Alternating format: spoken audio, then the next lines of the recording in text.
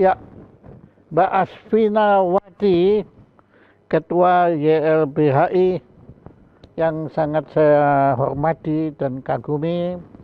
Terima kasih Anda sudah berkenan untuk menjadi narasumber acara sederhana ini. Nah, hari ini kita akan minta banyak belajar dari Anda mengenai apa yang disebut sebagai kebebasan berpendapat. Silakan, Mbak Asfinawati. Ya, terima kasih juga Pak Jaya sudah mengundang saya, memberi kesempatan untuk bicara soal ini. Jadi ini tema yang pas sekali kita angkat akhir-akhir ini karena banyak sekali pelanggaran-pelanggaran kebebasan berpendapat, mulai dari menyampaikan pendapat di muka umum, begitu. Saya punya sedikit angka, nanti kalau boleh saya tampilkan. Oh ya, ya. Ya, terus juga kita dengar perdebatan akhir-akhir ini tentang Undang-Undang ITE yang banyak sekali korbannya. Sebetulnya juga ITE itu tidak hanya terjadi di dunia digital, karena dia kemudian diikuti dengan persekusi di dunia yang non-digital ini. Gitu. Jadi ada kekerasan dan lain-lain. Dan pastinya juga kriminalisasi ya, banyak orang ditahan, bahkan dipidana, karena dia hanya menyatakan sesuatu begitu. Nah, itu kira-kira Pak Jaya yang persoalan-persoalan kita akhir-akhir ini ya, karena itu makin banyak orang ketakutan untuk berbicara. Ada beberapa teman ini stand up comedian yang nanya, ini kalau begini tuh kira-kira kena pasal nggak ya gitu ya. Ada jurnalis juga nanya gitu ya. Jadi orang semua nih khawatir gitu ya, nggak bebas lagi. Ya, memang belakangan ini saya akui, termasuk saya pun itu walaupun ya, tapi kalau saya kan menulis biasanya itu, tapi karena tulisan saya kan dimuat di media digital, jadi saya juga takut kalau nulis itu saya pada suatu hari butuh pembelaan Anda nanti ya di situ. Jadi bikin swasensor gitu Pak ya, swasensor. Loh, kalau disensor sih nggak apa-apa, tapi ditangkap itu yang pusing saya kan. Iya. Nah, coba tadi Anda kan sudah menyentuh sedikit mengenai angka. Coba Ya. Anda beri kita gambaran angka-angkanya. Oke, saya bisa kasih lihat di layar ya Pak Silakan. Jaya ya. Ini saya akan mulai dari tahun 2019 karena ini sebetulnya mulai banyak sekali ketika ada aksi RKUHP gitu dan revisi Undang-Undang KPK. Tiba-tiba kita mendata, dan ini cuma di 17 provinsi ya sebetulnya, karena ini bukan yang kami pantau tapi yang ditangani gitu bersama jaringan tentunya. Ada 6.128 korban kebebasan menyampaikan pendapat di muka umum, 324-nya anak di bawah 18 tahun ya, karena kita tahu ada STM, SMA dan lain-lain. Dan dari 6.128 korban yang meninggal itu 51. Dan ini sebetulnya 51 banyak sekali gitu ya, kalau kita lihat ini cuma gara-gara orang menyampaikan pendapat di muka umum, demonstrasi gitu, dan katanya kita sudah negara demokrasi. Nah ini tahun 2020 datanya kalau kasusnya seakan-akan turun ya, dari 88 ke 65, tapi angkanya melonjak gitu, dari yang ditangkap 1.144 menjadi 3.539. Jadi ini khusus yang ditangkap saja begitu Pak Jaya. Jadi ini terkait dengan aksi Omnibus Law Cipta Kerja nih paling banyak. Begini nih datanya. Jadi ini apa ya, buat negara demokrasi ya, karena Indonesia kan masih mengaku negara hukum dan negara demokrasi, ini jumlahnya besar sekali sebetulnya. Tapi yang saya hampir nggak masuk di akal saya, kok ada korban meninggal itu bagaimana Mbak? Kalau gara-gara apa kesetrum listrik atau gimana kok bisa kebebasan berpendapat kok bisa sampai meninggal, itu bagaimana? Ya, jadi ada yang karena tindakan represi polisi gitu ya, ada yang karena peluru, tapi sebagian besar itu tidak ada pernyataan dari negara kenapa meninggal.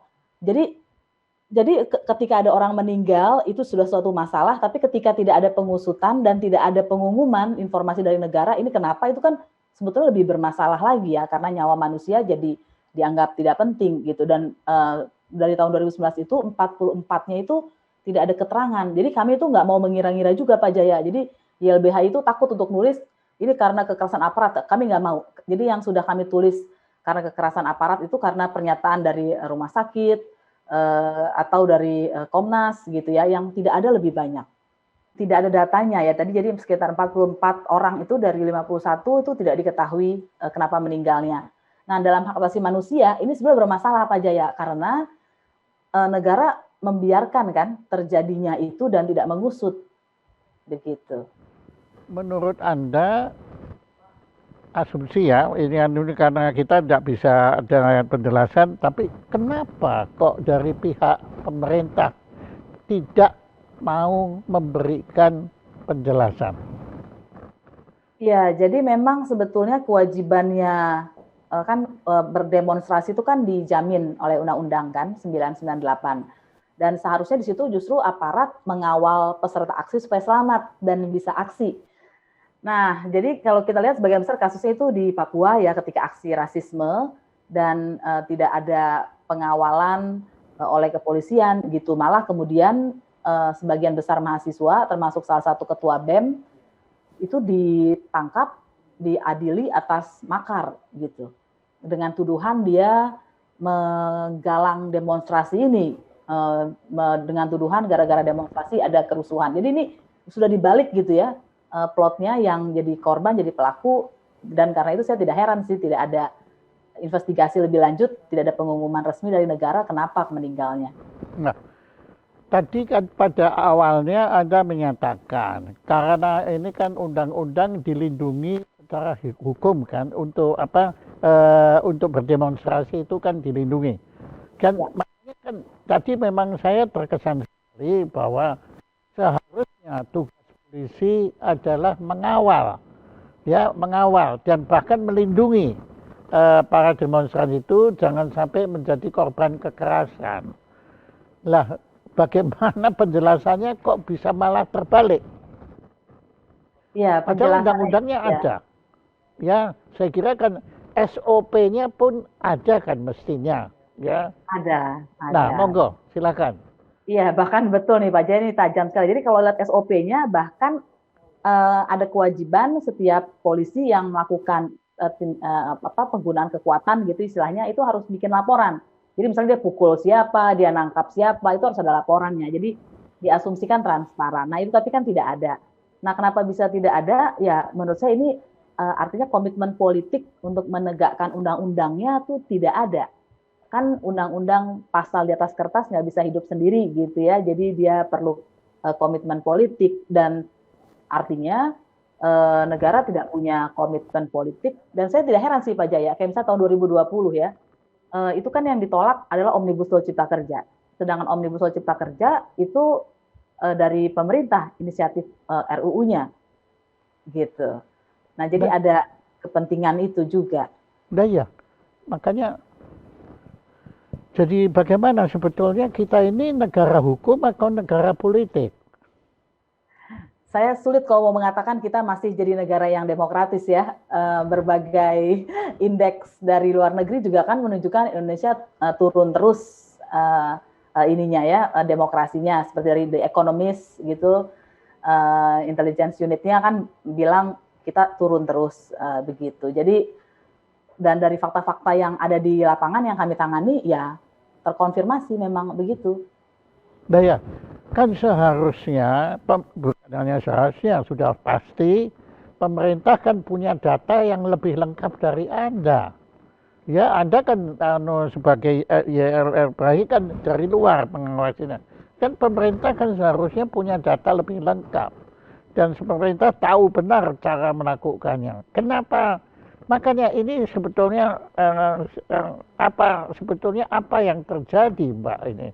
Saya nggak berani nyalahkan siapa-siapa, tapi apa sih sebenarnya yang terjadi sekarang ini?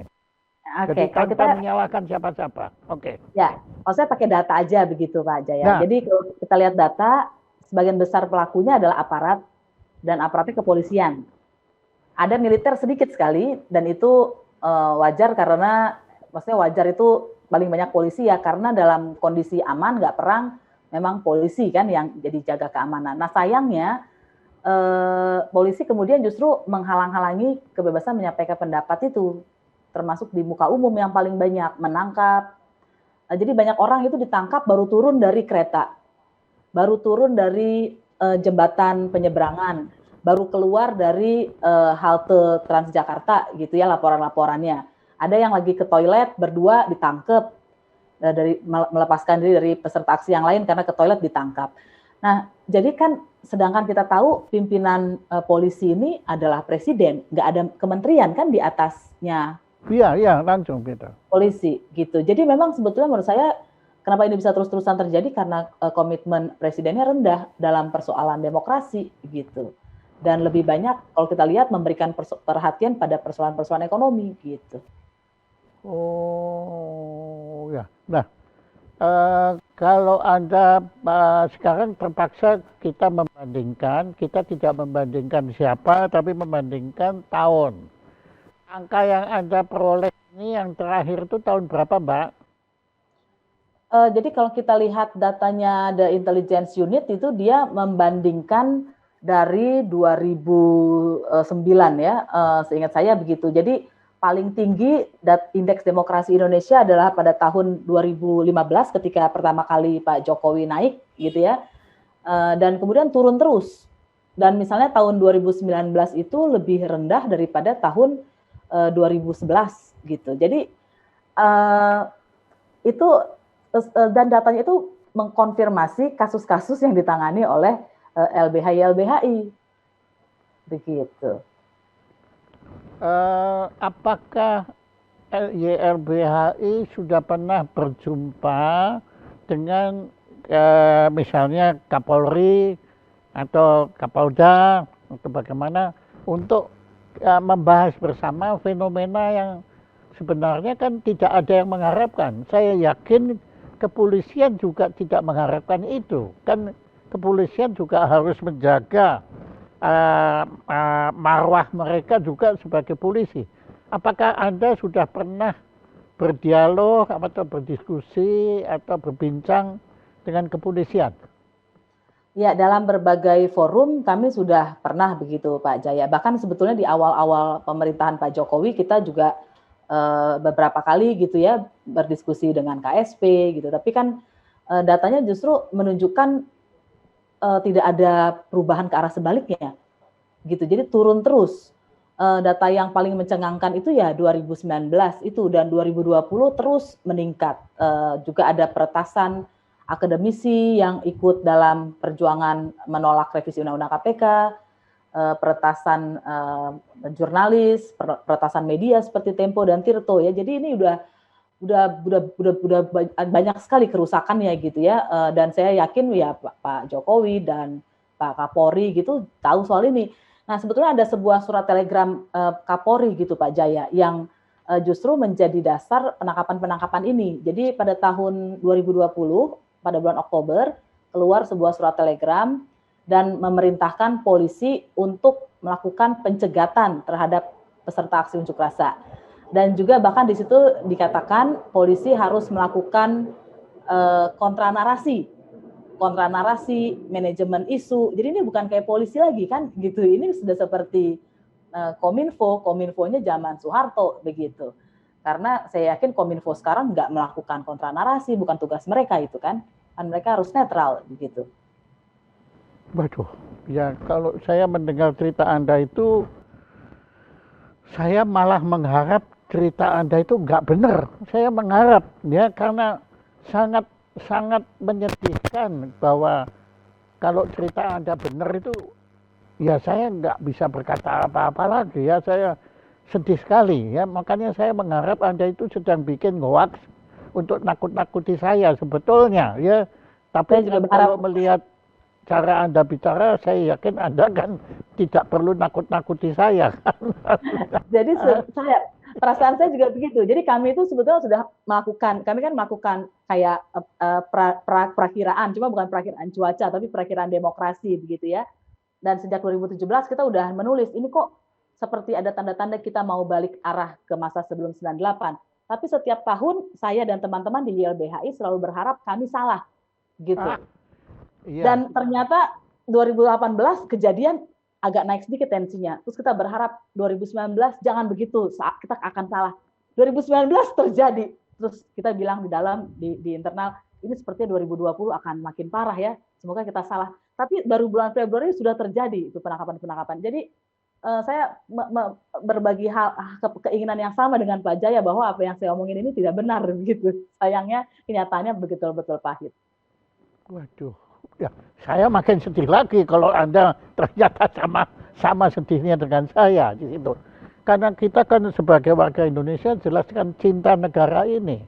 Dan Anda apalagi sebagai seorang yang aktif di bidang hukum, saya kira Anda kan mendambakan Indonesia ini negara hukum yang terbaik Ya. di planet bumi ini kan. Iya, Ya, betul sekali, kita Pak. punya Pancasila, kita punya Undang-Undang Dasar 45, dan kita kan negara yang religius lagi kan anunya. Nah, kalau Anda sekarang menganalisa yang telah terjadi ini, sebetulnya apa yang bisa Anda simpulkan dari peristiwa yang tidak kita harapkan ini, yang kita sama sekali di luar harapan kita bersama ini? Kalau menganalisa ya, jadi Anda sekarang coba tanggalkan apa Anda sebagai seorang YLBHI yang membela para terpidana itu, tetapi sekarang coba Anda analisa dulu. Diagnosa Anda, penyakitnya ini apa? Apakah kita ini selesma, apakah pilek, atau rematik, atau apa? Kan kalau kita nggak tahu penyakitnya kan bagaimana kita bisa mengobati? Ya, saya pun tidak bisa ngasih jamunya kalau saya nggak tahu masalahnya. Ya, monggo, coba Anda tolong bantu kita mendiagnosa.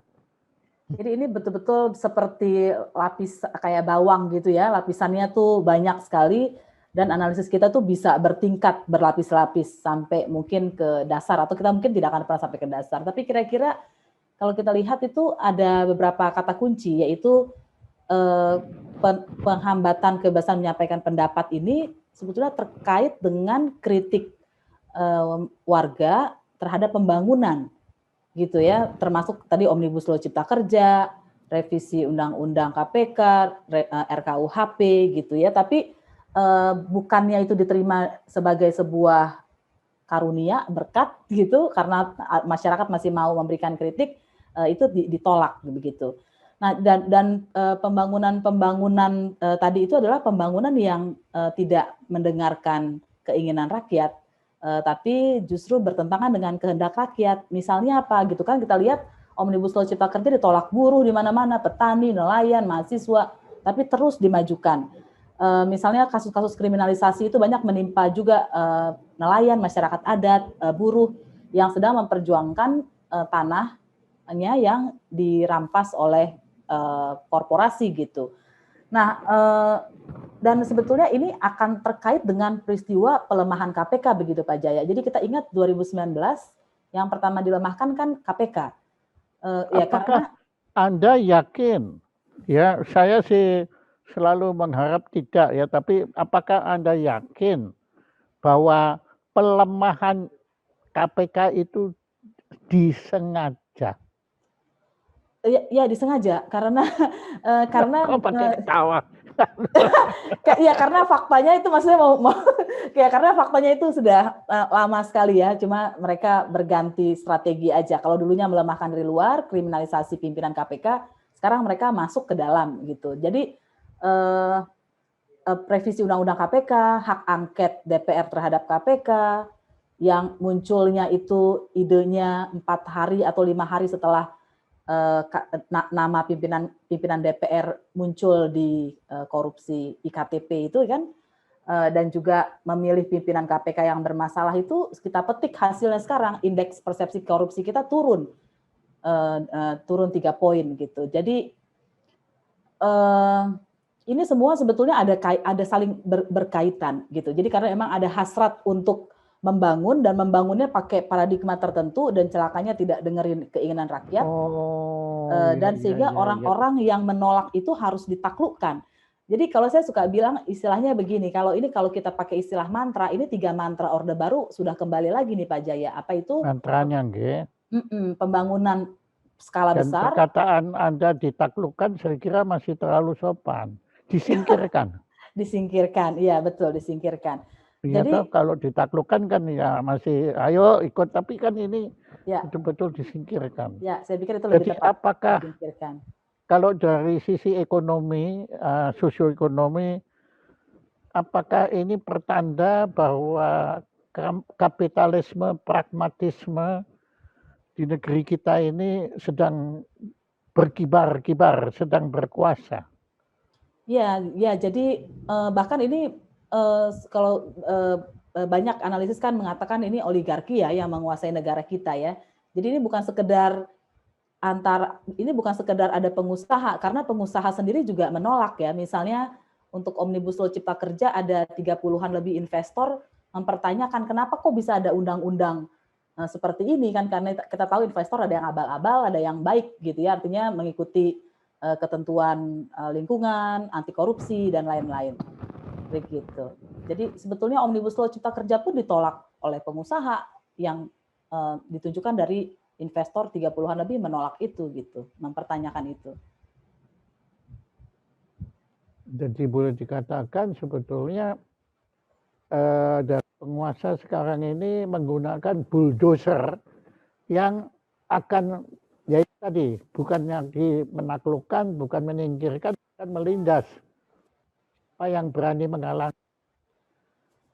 Ya. Jadi harus habis begitu. Ya, setidak-tidaknya yang melawan itu harus disingkirkan ya.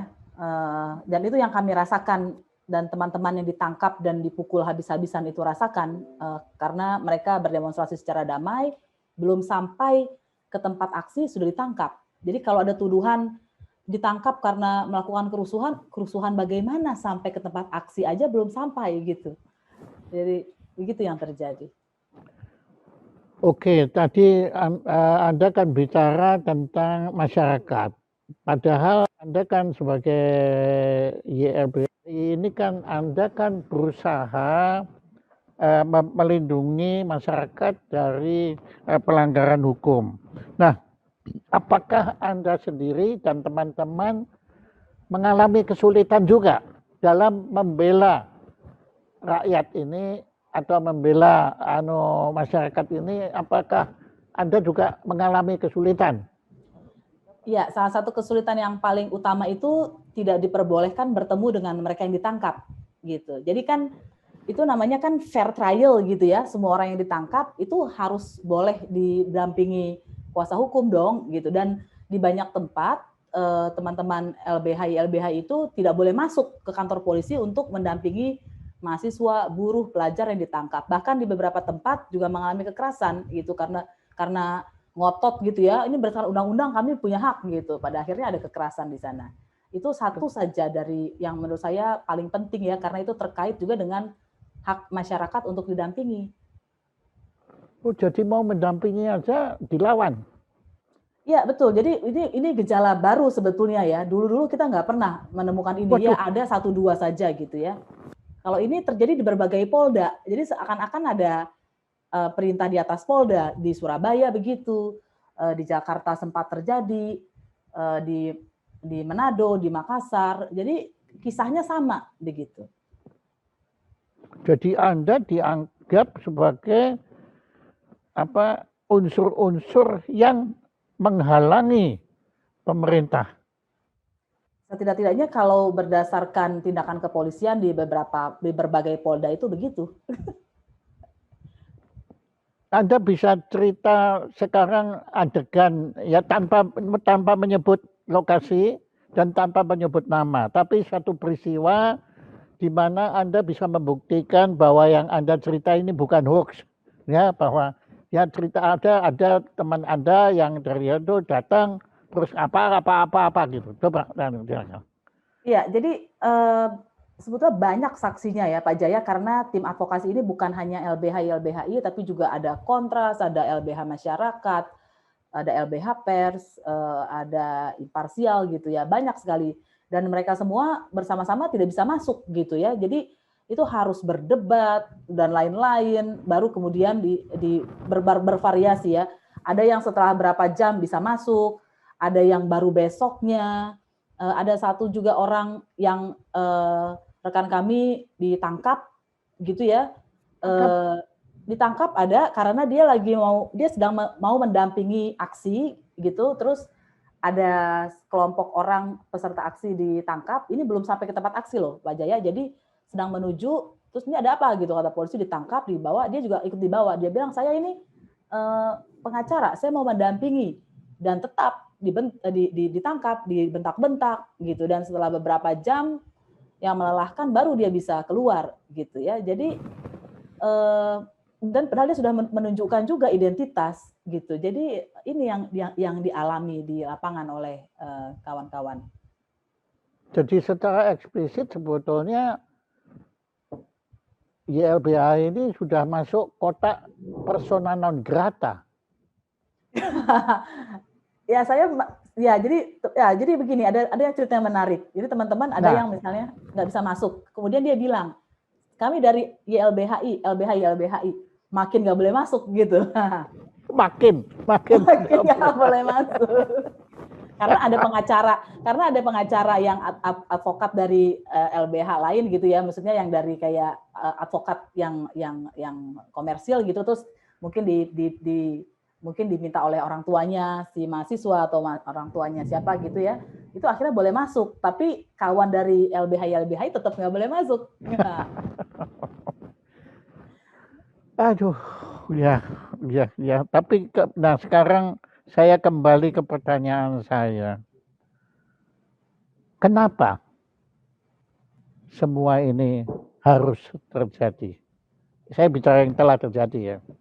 Kenapa harus terjadi? Ya, pasti. Jadi kalau kita lihat di atas hukum itu ada politik hukum. Di atas politik hukum, maksud saya di atas hukum itu ada politik penegakan hukum. Di atas politik penegakan hukum ada politik gitu. Ada komitmen politik, arah politik mau kemana. Jadi yang saya lihat akarnya ini sebetulnya ada di komitmen politik.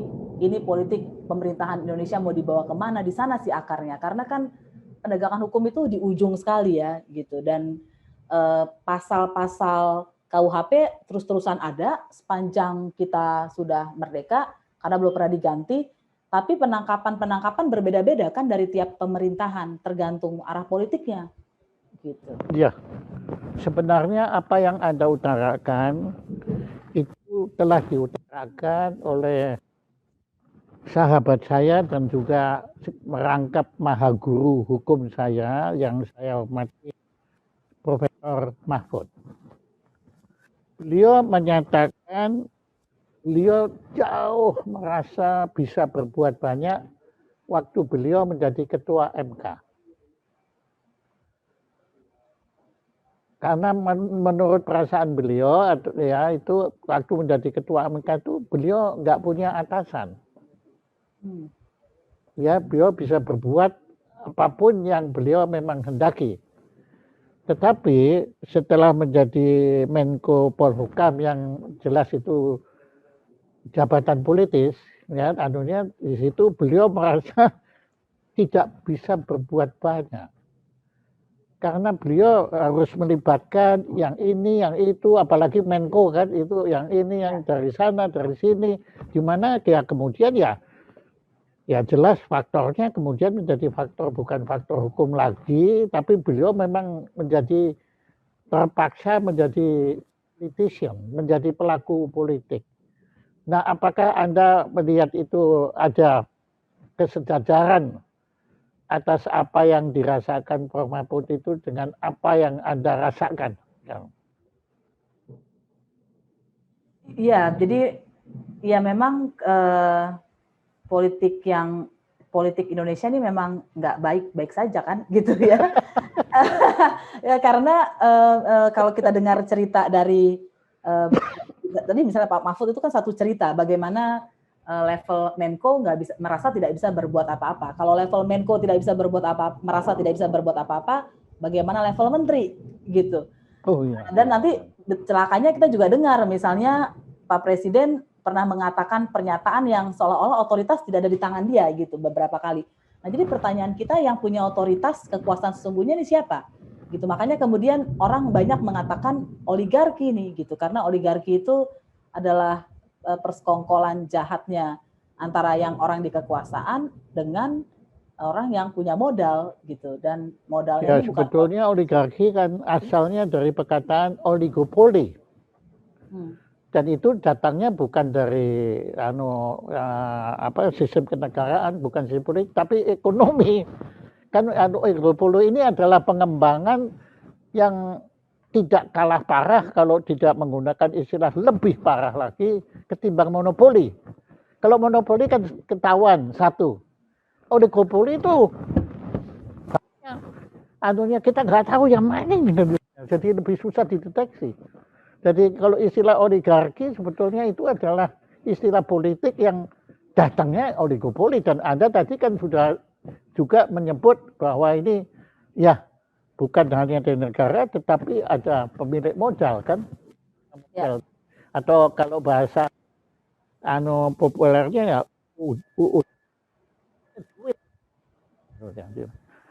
waduh, kalau gitu ya, tapi saya kira Anda kan yang berada di lapangan, Anda lebih tahu dari saya yang cuma saja begitu.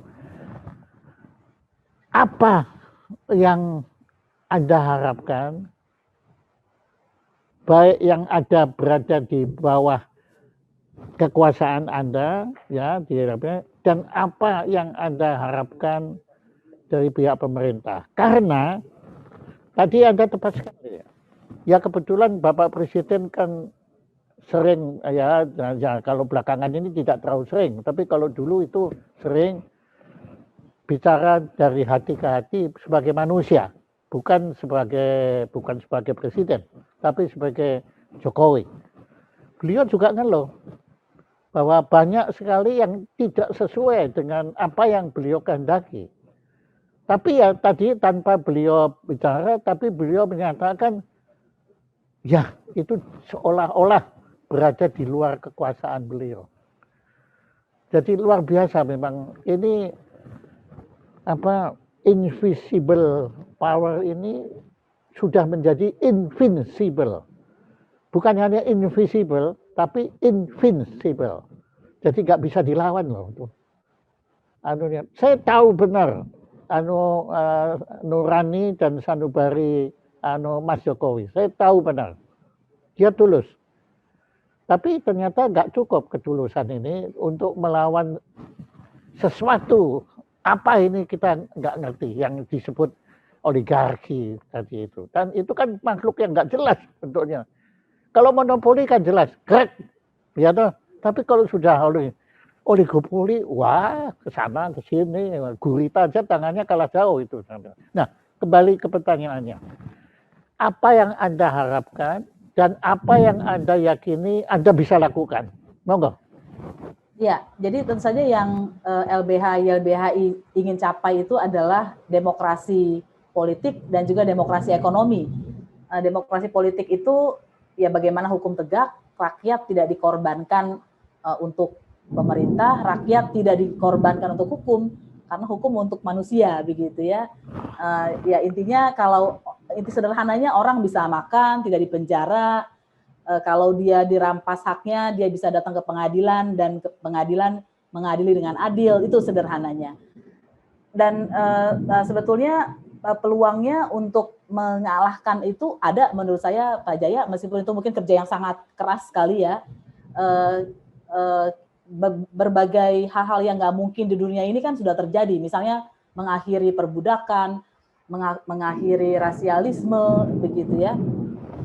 Dan saya pikir kita bisa melakukan gerakan sosial karena sejarah selalu menunjukkan perubahan-perubahan mendasar selalu dimulai dari jalan, dari gerakan sosial, bukan dari undang-undang. Undang-undang seringkali justru merampas apa yang sudah diperoleh kemenangan di jalan itu. Dan YLBHI harapannya sih demikian. Nah, kalau untuk pemerintah sebetulnya dengan komposisi yang sekarang, ada seorang teman saya bilang begini, Pak Jaya. Jadi saya persis seperti Bapak bilang, ini ada yang tangan yang tidak terlihat gitu. Teman saya bilang tangannya sekarang terlihat, Vin. Wujudnya bisa ditelusuri. Kenapa? Kita bisa lihat bahwa misalnya untuk Omnibus Law Cipta Kerja saja gitu ya, kita bisa lihat ada aktor-aktor yang menjadi menteri, menjadi Menko, menjadi Satgas Omnibus, juga punya perusahaan energi kotor. Kita dilarang melihat berapa luasnya HGU dimiliki siapa, dan kita bisa telusuri siapa pejabat publik yang punya HGU, berapa kira-kira kebun sawitnya gitu. Jadi sebetulnya sekarang dengan kemajuan zaman ini, si tangan yang tidak terlihat bisa kita bongkar, tangannya meskipun sulit pasti. Dan sebetulnya kalau sudah begini, yang harus dilakukan di tingkat negara, kita perlu pembenahan sistem politik. Harusnya selain demokrasi langsung, selain demokrasi perwakilan, ada demokrasi langsung. Harusnya recall itu bukan lagi oleh partai politik, begitu. Harusnya ada recall oleh rakyat. Di banyak negara kan begitu ya, di banyak negara di dunia. Kalau semua jabatan publik yang dipilih oleh publik, oleh rakyat, bisa di-recall oleh publik dengan syarat-syarat tertentu. Ya bikin aja syaratnya. Juga perlu ada referendum, sehingga kalau ada anggota DPR ngawur gitu ya, kita sudah bilang, jangan bikin undang-undang itu, karena mencelakakan rakyat. Dia masih ngotot, kalau kita bisa mengumpulkan sejumlah angka tertentu, undang-undang itu berhenti. Nah, kalau kita punya juga presiden langsung, presiden itu harusnya, calon presiden bisa dari rakyat, kenapa harus selalu lewat partai politik? Kalau partai politiknya baik, dia nggak takut dong bersaing sama calon independen, pasti secara di atas kertas, calon independen akan kalah karena tidak punya mesin politik seperti partai. Kalau partai politik takut, nah itu kan berarti ada apa-apanya. Saya pikir kalau hal-hal itu bisa diubah, akan lumayan lah. Nanti kita akan tahu lagi kemudian perubahan apa lagi selanjutnya yang perlu dilakukan. Kalau ternyata masih begini-begini saja setelah perubahan itu.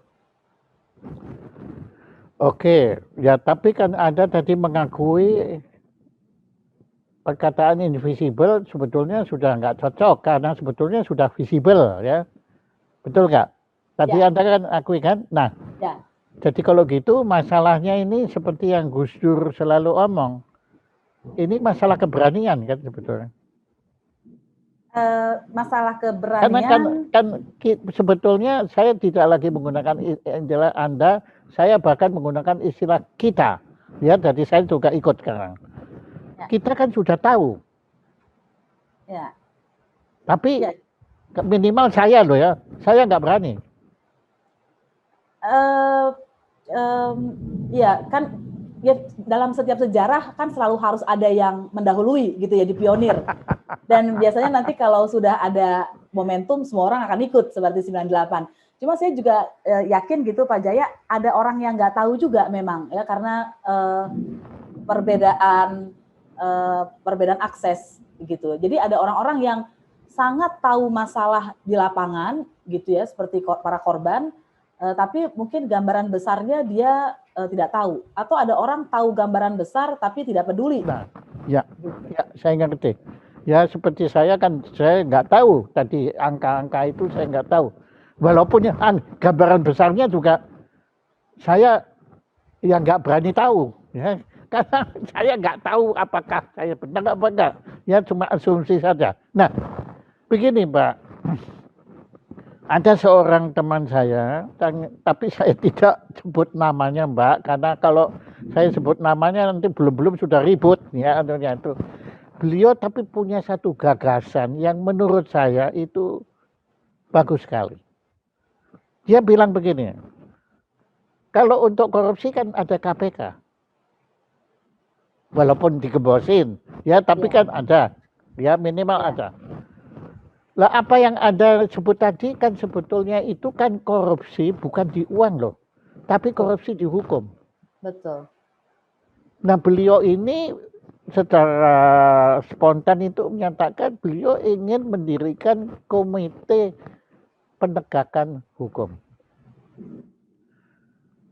Jadi ini suatu upaya swadaya masyarakat ya, cuma saya hindari perkataan LSM, tapi suatu gerakan ya yang ya kerisauannya sama seperti Anda. Dia yang ngerti benar masalah ini. Nah, tapi dia bukan ahli hukum, tetapi saya kaget sekali waktu mendengar itu. Ya, menurut saya, wah, itu bagus sekali.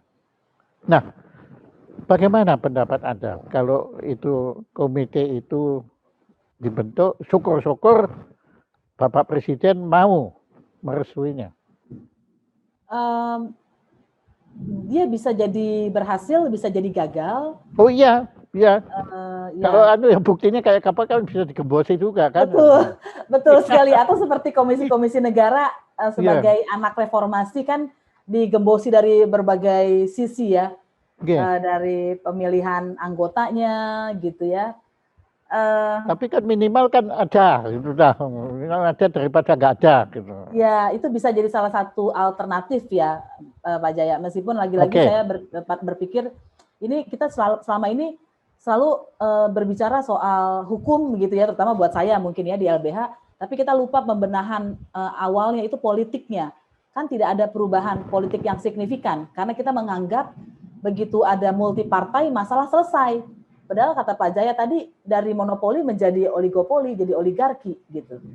Nah, jadi kita mungkin harus masuk ke sana reformasi jilid 2 atau sesuatu yang lebih jauh daripada reformasi. Revolusi jilid 2. Jilid pertamanya belum ada kayaknya Pak. Ya Anda benar karena ya saya nggak tahu apakah Anda mengalami di masa Orba itu Anda mengalami enggak? Ya kalau saya kebetulan ya bersama Ibu Sri Mulyani karena itu mengalami sendiri semua ya. Dan kami tahu benar kita berjuang mati-matian untuk masalah kebebasan berpendapat ini. Tapi ya Anda benar, kelihatannya perjuangan itu ya terutama saya sih nggak ikut berjuang ya, tapi perjuangan teman-teman yang betul-betul reformator itu yang turun ke jalan semua itu memang berhasil pada awalnya. Pada awalnya tuh kita euforia semua. Waduh, saya senangnya bukan main dah pokoknya ya. Tetapi memang sebenarnya ya kemudian saya melihat ada gejala menurun terus anunya. Dan ternyata apa yang saya rasakan itu tadi terbukti pada angka-angka yang Anda punya itu tadi. Yang saya itu sedih sekali kenapa kok itu terjadi pada teman saya yang justru sangat saya harapkan. Ya, dan saya tahu benar beliau ada kata di sekarang beliau ada di sini pasti beliau setuju. Ya, itu. Ya, cuma ya beliau sendiri juga itu. Ya, kalau beliau bilang sih ya beliau juga tahu sebetulnya the invincible power itu, tapi memang nggak bisa dilawan. Luar biasa. Kekuasaannya itu berbelit-belit begitu loh. Ibaratnya tangan itu tentakelnya itu kan biasanya tentakel cuma 8. Kalau ini 88 itu kelihatannya ya situ. Nah, oke Mbak, begini. Saya yakin kalau kita mau bicara ini nggak akan selesai, ada juga garuk-garuk. Nah, begini, waktu aja yang membatasi, Mbak. Ya, Pak Jaya. Saya yakin pertanyaan saya itu kan dangkal karena saya kan awam semua ini ya, cuma sebagai penonton lah saya di sini. Nah, masih adakah pertanyaan yang belum saya tanyakan, tapi menurut Anda perlu kita itu tahu dalam rangka kita berusaha menegakkan kembali hak asasi untuk memiliki dan mengungkap pendapat. Silakan. Iya, terima kasih Pak Jaya. Pertanyaannya sebenarnya pertanyaan Pak Jaya ini semua dalam-dalam dan pertanyaan orang yang tahu gitu ya. Tapi ada satu yang mau saya ungkapkan. Kalau boleh saya mau menunjuk enggak usah deh. Ya, jadi sebetulnya kita ini pada suatu ketika saya berpikir bagaimana sih sebuah negara dalam keadaan bebas tiba-tiba bisa menjadi masuk ke dalam negara yang otoriter. Dan akhirnya saya menemukan sebuah siklus. Wih, Saya sebut itu namanya siklus otoritarian. wallah. Jadi siklus itu dimulai dari penciptaan musuh bersama. Musuh bersama itu Apa? macam-macam. Apa Penciptaan penciptaan musuh apa? bersama. Oh, Penciptaan musuh bersama ya. Jadi sama. Waduh, keren. Oke. jadi penciptaan musuh bersama ini sebetulnya kan macam-macam. Dia bisa berwujud disebut anarko, macam-macam ya. Jadi misalnya kalau kita lihat beberapa waktu lalu beredar di WhatsApp grup, hati-hati banyak narapidana dilepas gitu. Ternyata setelah kita dengar pernyataan dari polisi itu cuma 0,0 sekian. Jadi angkanya kecil. Di satu sisi yang sama kemudian dikembangkan ini ada anarko mau menjarah sepulau Jawa dan ada orang ditangkap, ada tulisan A direkam di kantor polisi mengaku dia ketua anarko. Nah ini kan plotnya salah nih, nggak baca orang yang bikin plot kok anarko ada ketua. Terus kemudian ternyata wartawan menemukan dia adalah pencuri helm, gitu ya. Jadi mau dibikin ada sesuatu hal yang menakutkan. Nah setelah yang menakutkan ini kemudian tahap berikutnya adalah situasi genting, penciptaan situasi genting. Nah situasi ini kalau zaman Orde Baru tuh mungkin kolor hijau gitu Pak Jaya. Kan kita tahu tuh apa sih kolor hijau itu orang nggak jelas tapi semua orang takut gitu dengan dia. Nah kalau situasi genting ini nggak cukup, dibuatlah suasana genting beneran. Misalnya apa? Waktu Orde Baru ada Petrus penembak misterius sehingga semua orang ketakutan. Jadi real gitu ketakutannya. Nah, ketika ada masalah-masalah ini jadi wajar kalau kebebasan berpendapat dibatasi. Orang lagi bahaya kok mau bebas, mau demonstrasi. Kan begitu nanti kan pertanyaannya gitu. Nah, sebetulnya ketika ada pengurangan kebebasan, kemudian muncullah pembatasan kebebasan berpendapat, kebebasan sipil. Nah, ini sebetulnya udah satu tahap menuju otoritarian. Nah, di tahap otoritarian ini dalihnya adalah situasi dalam keadaan bahaya. Nah, jadi pada zaman Orde Baru kan kita selalu dikatakan Indonesia dalam keadaan bahaya. Tapi kita nggak pernah tahu sebetulnya itu bahaya dari apa, kapan mulainya, kapan berakhirnya gitu. Dan karena itu sebetulnya pembatasan kebebasan sipil itu hanyalah satu tahap dari selanjutnya itu otoritarian. Nah, saya sudah mendapatkan ini. Saya izin share gambarnya supaya lebih visual. Visual itu lebih katanya lebih mudah. Oke, silakan. Ya, ya. Jadi ini dia. Jadi pengurangan kebebasan sipil ini dalam konteks dari alur penciptaan musuh bersama, penciptaan suasana genting hingga situasi genting betulan itu hanya satu tingkat sebelum menuju kondisi darurat atau otoriter. Nah, karena itu sebetulnya jangan pernah menganggap enteng. Ini saya katakan kepada diri saya juga, menganggap enteng ada satu orang mati karena demonstrasi. Jangan pernah menganggap enteng ada puluhan orang, apalagi kalau ribuan orang ditangkap ketika berdemonstrasi. Karena itu sebetulnya sebuah gejala yang gejalanya bisa meningkat kapan saja tanpa kita ketahui kapan itu. Terima kasih Pak Jaya. Iya, apa yang Anda gambarkan, nah itu yang bikin saya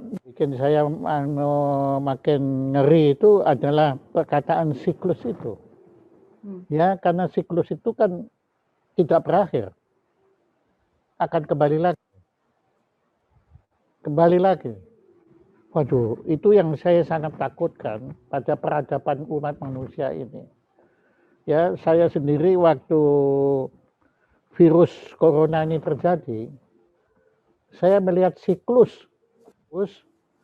setelah Perang Dunia Pertama. Dan kebetulan yaitu yang satu flu kemudian menjadi corona ini. Itu siklusnya itu biasanya kalau habis begitu itu akibat perang, kemudian timbul begitu. Nah, kemudian akan disusul oleh depresi ekonomi. Lah setelah depresi ekonomi, apa yang terjadi? Perang lagi. Perang Dunia Kedua. Ya. tentunya tapi saya percaya Mbak, manusia kalau mau itu bisa Ya. menghentikan siklus itu. Tapi kalau nggak bisa ya artinya nggak mau. Itu aja. Dan akhirnya tergantung kepada yang berkuasa. Jadi kita, ya minimal saya lah, kalau Anda kan bisa melawan. Kalau saya sebagai rakyat ini, ya saya menggantungkan nasib saya kepada penguasa. Ya, ya begitu Mbak. Tapi saya terima kasih sekali ya. Menurut Anda apa yang Anda sampaikan itu jelas itu bukan hoax. Ya, yang penting itu ya karena Anda ambil itu bukan berdasarkan emosi Anda, tapi berdasar apa yang Anda alami. Terima Dan kasih Anda banyak alami Pak Jaya. semua itu. Nah, kalau di Jawa kan ada perkataan ngelakoni. Anda itu ngelakoni. Dan orang yang ngelakoni itu selalu lebih tahu Pak, daripada seorang akademisi, profesor, doktor atau apapun itu kalah ya dengan orang yang ngelakoni. Dan saya ucapkan selamat pada Anda. Ya saya nggak tahu selamat atau justru itu kutukan bagi Anda bahwa Anda menjadi ketua YLBHI itu apakah itu anugerah atau kutukan saya nggak ngerti. Ya itu Anda yang merasakan karena beban Anda jelas berat.